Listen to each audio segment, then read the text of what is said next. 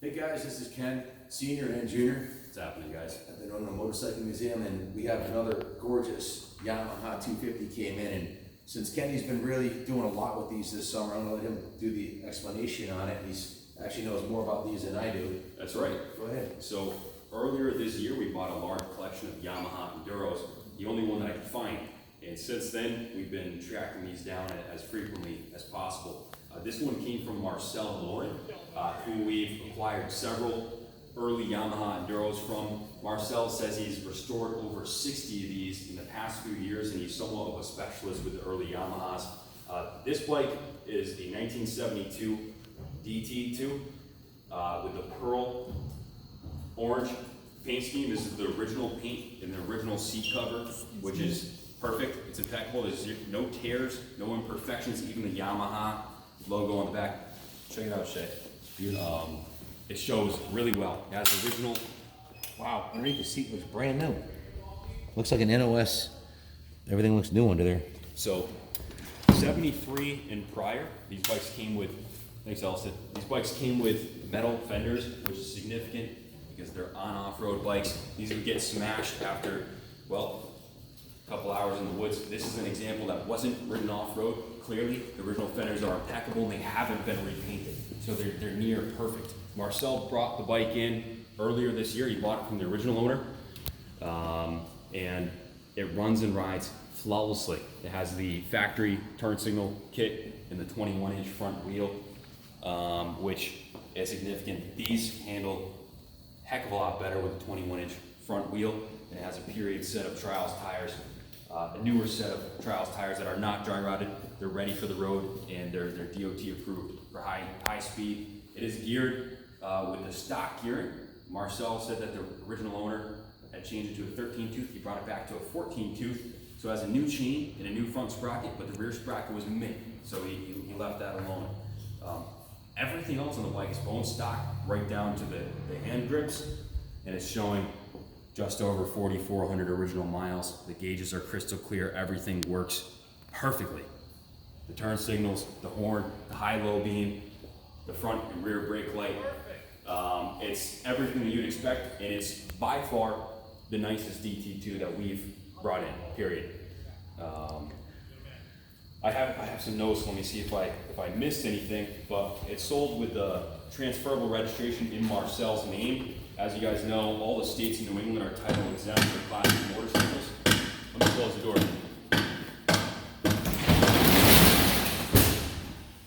So transferable registration will be sufficient for registration in all 50 states.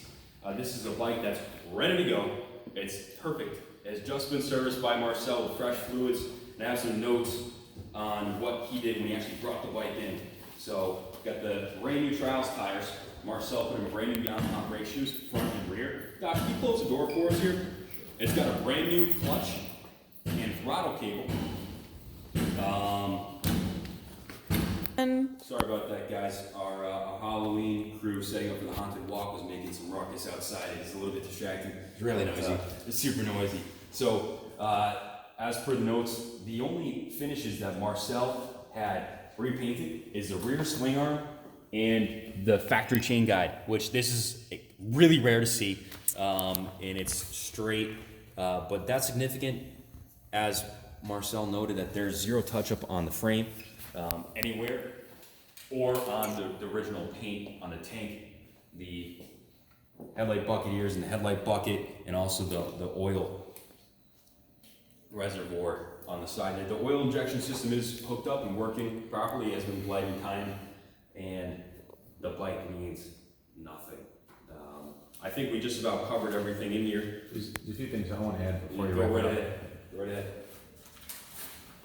You know, when you get a bike of this age, there's usually a lot of degradation on things. If you come up close and look at the bolts that hold the handlebars on, the quality of the finish on the original, the chrome on the chrome finish on the original handlebars, the bolts, the steering head bolt, the triple clamp bolt. If you come around the side here and look at the bolts, everything is like brand new on the bike. The paint still has a nice shine on it. The headlight ring is pristine shape. The fork tubes look to me like they just came out of an NOS box. They're brand new. Usually these are all rusty and pitted and everything, as are the fork lowers.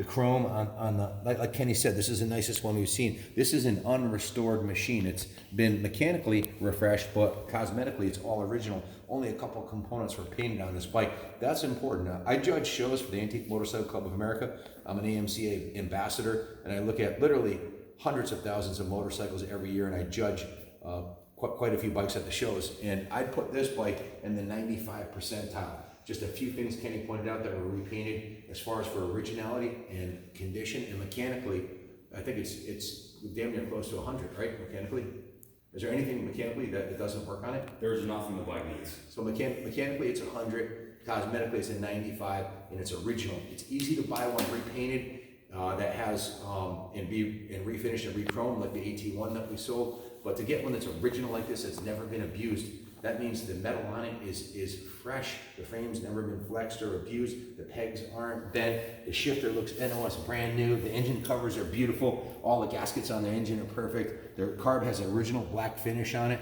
A lot of people incorrectly strip that. It's supposed to be black like that. And Doesn't leak any oil. Doesn't leak any oil. Look at the finish, and the chain looks brand new. Like it just came out of the box. Now, while we're going over the componentry, the values have gone up considerably. So when we're talking about this rear fender, this is, well, if you were to post this would demand over $250. More for the front fender.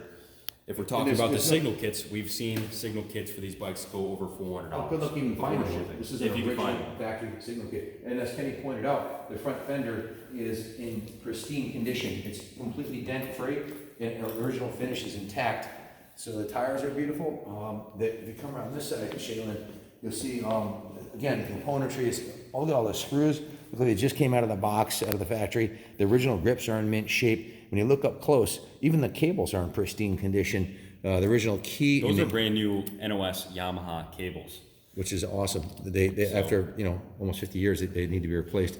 The original ignition and key are in perfect condition. That has the reflector on this side here. The exhaust system is perfect on the bike. There's no dents or dings in it. The original cases are polished beautifully, and it's just a stunning machine. The original chrome on the shocks is not pitted or defaced in any way, shape, or form. Usually we get them in. You can make them look good by repainting them and repolishing them and plating them, but to get an original like this is just unbelievable. So we had an example that was converted for off-road use strictly without the lights on it, without the turn signals, and it was also a repaint. That bike ran exceptionally, but it wasn't stock original. Actually, the gauge cluster had also been taken off, I believe.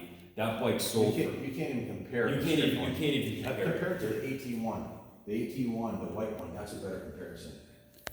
If we're talking about the all original 68 DT1 that we sold, that bike brought 10.5 at auction on eBay. DT1, I'm sorry. And I mean, that's what the early Yamahas are bringing, because the parts are just. What was the strip bastardized MX1 sell for? The one that was stripped and beat up for off-road use. $4,000 on Bring a Trailer. We had another example that was a repaint with So all the expensive componentry. less than that was half stripped. Essentially, yes. Now, that being said, when's the last time that an unrestored example with all the factory options that's impeccable, that means nothing, for a reputable seller has come up for sale? I can't think of the last one, and we've been looking. Bikes like this are getting out of the hands of the common folk, and they're very difficult to find. So I think we're privileged to be able to bring this one up for sale. We left out one valid point, and that's how much fun these things are. And that's why we do this. That's why Junior and I are here, because we love motorcycles, and these things are an absolute. If you want to create memories with your friends and family, buy an Enduro bike. You want to take your girlfriend on the adventure of a lifetime through the woods, and then to the beach, to the movies, wherever you want to go. This is street legal. It has a key. You can park it anywhere, lock it up. It's got turn signals. You can ride it cross country if you want. It's investment quality. It's the ultimate adventure machine, ultimate tanning machine. Put on your tank top in the summertime and go out and cruise to the beach. And how about this? I hear Beach Boy songs in the background. Marcel and Scott, the gentlemen we shot when we brought these bikes in, they rode these bikes up to the tower. They build these bikes together as a labor of love, and they restore them. And they have done frame-off restorations and refreshes on original pieces like this. They're no strangers to the Yamaha Enduros, and that's what they did. They built them to ride. And Wow. Did you see inside the tank? You gotta come see this, Sheila. Inside the tank looks like the day it came out of the factory. There's no rust in there. There's no, it's like shiny metal. That's a rare thing to find on a 50-year-old Enduro. So obviously, one of the finest ones we've ever seen. It gets the Captain America seal of approval for sure. And you wanna wrap it up, okay? Yeah, no excuses on the bike. We can ship it anywhere in the States inexpensively, so message us your postal code for a quote. We can offer financing on these classic Yamaha Enduros. Call and speak with Cody on the shop line, 860-454-7024. Say goodbye to her because we're rolling her into the museum to display until it goes to its new home. If you'd like to leave it here at the museum, free storage for eternity, or pick it up whenever you like. Good luck bidding on it. And with that, you want to wrap it up? God bless America. Amen.